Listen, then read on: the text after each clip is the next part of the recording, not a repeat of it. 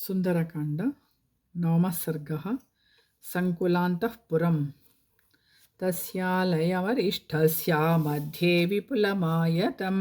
ददर्श भवनश्रेष्ठं हनुमान्मारुतात्मजः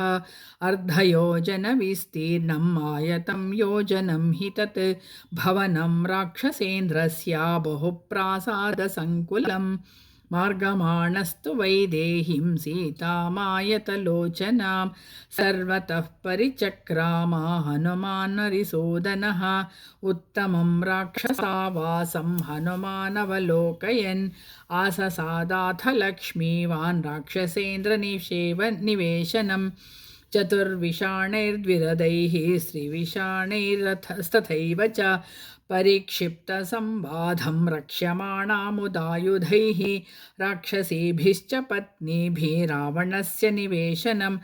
आहृताभिश्च विक्रम्य राजकन्याभिरावृतं तन्नक्रमकराकीर्णं तिमिङ्गिलझषाकुलं वायुवेगसमाधूतं पन्नगैरिव सागरं याहि वैश्रवणे लक्ष्मीर्या चेन्द्रे हरिवाहने स रावणगृहे सर्वा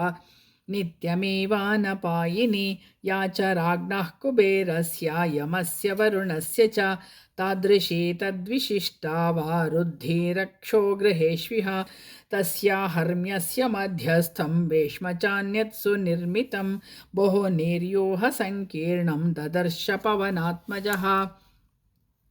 ब्रह्मणोऽर्थे कृतं दिव्यं दिवि यद्विश्वकर्मणा विमानं पुष्पकं नाम सर्वरत्नविभूषितं परेण तपसा लेभे यत्कुबेरः पितामहात् कुबेरमोजसा जित्वा लेभे तद्राक्षसेश्वरः ईहामृगसमायुक्तैः कार्तस्वरणहिरण्मयैः सुकृतैराचितं स्तम्भैः प्रदीप्तमिव च श्रिया मेरुमन्दरसङ्काशैरालीखद्भिराम्बरम् कूटागारैः शुभाकारैः सर्वतः समलङ्कृतं ज्वलनार्कप्रतीकाशं सुकृतं विश्वकर्मणा हेमसोपानसंयुक्तं चारुप्रवरवेदिकं जालावातायनैर्युक्तं काञ्चनैः स्फाटिकैरपि इन्द्रनीलमहानीलमणिप्रवरवेदिकं विद्रुमेण विचित्रेण मणिभिश्च महाधनैः निस्तुलाभिश्च मुक्ताभिस्तलेनाभिविराजितं चन्दनेन च रक्तेन तपनीयनिभेन च सुपुण्या गन्धिना युक्तम् आदित्यतरुणोपमं विमानं पुष्पकं दिव्यं मारुरोह महाकपिः तत्रस्तः स तदा गन्धं पानभक्षान्न संभवं दिव्यं सम्मूर्छितं शीघ्रं द्रोपवन्तमिवानिलं सगन्धस्तं महासत्वं बन्धुर्बन्धुमिवोत्तमम् इत ऐहीत्युवाचेत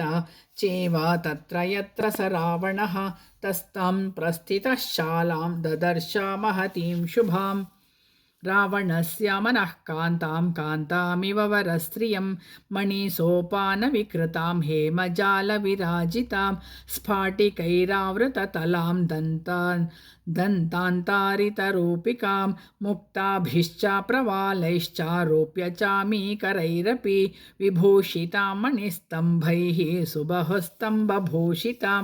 समैरुभिरुजुभिरुत्यैश्चैः समन्तात् सुविभूषितैः स्तम्भैः पक्षैरिवात्युच्चैः दिवं सम्प्रस्थितामिव महत्या कुथया स्तीर्णं पृथिवीलक्षणाङ्कया पृथिवीमिव विस्तीर्णां सराष्ट्रगृहमालिनीं नादितां मत्तविहगैः दिव्यगन्धादिवासितां परार्ध्यास्तरुणोपेतां रक्षोधिपनिषेवितां धूम्रामगरुधूपेन विमलां हंसपाण्डरां चित्रां पुष्पोपहारेण कल्माषीमिव सुप्रभां मनः संह्लादजननीं वर्णस्यापि प्रसादिनीं तां शोकनाशिनीं दिव्यां श्रियः सञ्जननीमिव इन्द्रियाणीन्द्रियार्थैश्च पञ्चभिरुत्तमैः तर्पयामास मातेव तदा रावणपालिता स्वर्गोऽयं देवलोकोऽयम् इन्द्रस्येयं पुरी भवेत् सिद्धिर्वेयं परा हि स्यादित्यमन्यत मारुतिः प्राध्यायत इवापश्यत् प्रदीपां सत्र काञ्चनान् धूर्तानिव महाधूतैः देवनेन पराजितान् दीपानां च प्रकाशेन तेजसा रावणस्य च अर्चिभिर्भूषणानां च प्रदीप्तेवाभ्यमन्यत ततोपश्यत्कुथासीनं नानावर्णाम्बरस्रजं सहस्रं वरनारीणां नानावेशविभूषितं परिवृत्तिर्धरात्रे तु पाननिद्रावशङ्गतं क्रीडोत्वपरतं रात्रौ प्रसुप्तं बलवत्तदा तत्प्रसुप्तं विरुरुचे निःशब्दान्तरभूषणं निःशब्दहंसभ्रमरं यथा पद्मवनं महत् तासां संवृतदन्तानि मिलिताक्षाणि मारुतिः अपश्यत् पद्मगन्धीनि वदनानि सुयोषितां प्रबुद्धानिव पद्मानि तासां भूत्वा क्षपाक्षये पुनः संवृतपत्राणि रात्राविव बुभुस्तदा इमानि मुख्यपद्मानि नियतं मत्तषट्पदाः अम्बुजानीव फुल्लानि प्रार्थयन्ति पुनः पुनः इति चामन्यतः श्रीमानुपपत्या महाकपिः मेनेहि गुणतस्तानि समानि सलिलोद्भवैः सा तस्य शुशुभे शाला ताभिः स्त्रीभिर्विराजिता शारदीवा प्रसन्नाद्यौस्ताराभिरभिशोभिता स च ताभिः परिवृतः शुशुभे राक्षसाधिपः यथा ह्युडुपतिः श्रीमांस्ताराभिरभिसंवृतः यास्यवन्तेऽम्बरात्ताराः पुण्यशेषसमावृताः इमास्था सङ्गताः कृत्स्ना इति मेने हरिस्तदा ताराणामिव सुव्यक्तं महतीनां शुभार्चिषां प्रभावर्णप्रसादाश्चाविरेजुस्तत्र योषितां व्यावृत्ता कचपीनस्रक्प्रीणा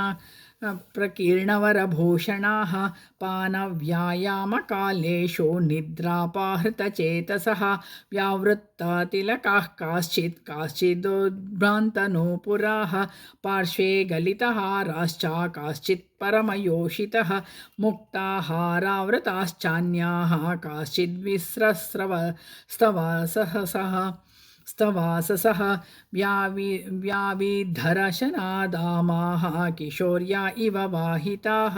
अकुण्डलधराश्चान्या विच्छिन्नामृदितस्रजः गजेन्द्रामृदितः पुल्ला लता इव महावने चन्द्रांशोकिरणाभाश्च हाराः कासाञ्चिदुत्कटाः हंसा इव बभोः सुप्ताः स्तनमध्येषु योषिताम् अपरासां च वैडूर्याः कादम्बा इव पक्षिणः हेमसूत्राणि चान्यासां चक्रवाका इवाभवन् हंसकारण्डवाकीर्णाश्चक्रवाकोपशोभिताः आपगा इव तारेजुर्जघनैः पुलिनैरिव किङ्किणीजालसङ्कोशास्ता हेमा विपुलाम्बुजाः भावग्राहाय शास्तीराः सुप्ता नद्य इव बभुः मृदुष्वङ्गेषु कासाञ्चित् कुचाग्रेषु च संस्थिताः बभूवुर्भूषणानि वा शुभाभूषणराजयः अंशुकान्ताश्च कासाञ्चिन्मुखमारुतकम्पिताः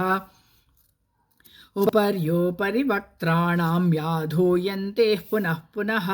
ताः पताका इवोद्धूता पत्नीनां रुचिरप्रभाः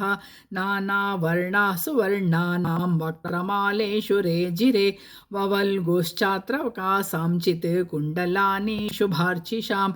मुखमारुतसम्पर्कात् मन्दं मन्दं सुयोषितां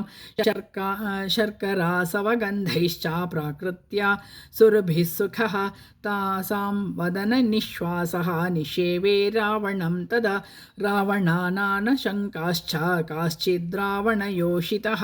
मुखानि स्मा सपत्नीनामुपाजिघ्रन् पुनः पुनः अत्यर्थं सक्तमनसो रावणेतावरस्त्रियः अस्वतन्त्राः सपत्नीनां प्रियमेवाचरन्स्तदा बाहोनोपनिधायान्याः पारिहार्या विभूषितान् अंशुकानि च रम्याणि प्रमदास्तत्र शिष्यरे अन्या वक्षसि चान्यस्यास्तस्याः काश्चित् पुनर्भुजम् अपारत्वङ्कमन्यस्यास्तस्याश्चाप्यापरा भुजौ ऊरुपार्श्वकटिपृष्ठः मान्योन्यस्या समाश्रिताः परस्परनिविष्टाङ्गौ मदस्नेहवशानुगाः अन्योन्यास्यङ्गसंस्पर्शात् प्रीयमाणाः सुमध्यमाः एकीकृतभुजाः सर्वाः सुषुप्तुस्तत्र योषितः अन्योन्या भुजसूत्रेण श्रीमालाग्रथिता हि सा मालेवाग्रथिता सूत्रे शुशुभे मत्तपट्टद षट्पद लतानां माधवे मासी फुल्लानां वायुसेवनात् अन्योन्यमालाग्रथितं संसक्ता कुसुमोच्छयं व्यतिवेष्टितसुस्कन्धामन्योन्याभ्रमराकुलम् आसीद्वनविमोद्धूतं श्रीवनं रावणस्य तत् उचितेष्वपि सुव्यक्तं न तासां योषितं तदा विवेकश्चक्य आधातुं भूषणाङ्गाम्बरस्रजां रावणे सुखसंविष्टे का स्त्रियो विविधप्रभाः ज्वलन्तः काञ्चनादीपाः प्रेक्षन्ता निमिषा इव राजर्षि पितृदैत्यानां गन्धर्वाणां च योषितः राक्षसानां च याः कन्यास्तस्य कामवशं गताः युद्धकामेन ताः सर्वा रावणेनाहृता स्त्रियः समुदामदनेनैव मोहिता काश्चिदागताः न तत्र काश्चित् प्रमदः प्रहस्या वीर्योपपन्नेन गुणेन लब्धाः न चान्यकामीपि न चान्यपूर्वा विना वरार्हां जनकात्मजां तां न चाकुलीना न च हीनरूपा न दक्षिणादानुपचारयुक्ता भार्या भवत्तस्य हि न हीनसत्त्वा न चापि कान्तस्य न कामनीया बभोव बुद्धिस्तु हरीश्वरस्य यदीदृशी राघवधर्मपत्नी इमा यथा राक्षसराजभार्याः सुजातमस्येति हि साधुबुद्धेः पुनः सोचिन्तयार्यदार्थरूपो ध्रुवं विशिष्टा गुणतो हि सीता अथायमस्यां कृतवान् महात्मा लङ्केश्वरः कष्टमनार्यकर्म पुनश्च सोचिन्तयदार्थरूपो ध्रुवं विशिष्टा गुणतो हि सीता अथायमस्यां कृतवान् महात्मा लङ्केश्वरः कर्म नार्यकर्म तत्सत् इत्याश्री श्रीमद् रामायणे वाल्मीकये आदिकाव्ये चतुर्विंशतिसहस्रिकायां संहितायां सुन्दरकाण्डे सङ्कुलान्तःपुरं नाम 9मः सर्गः।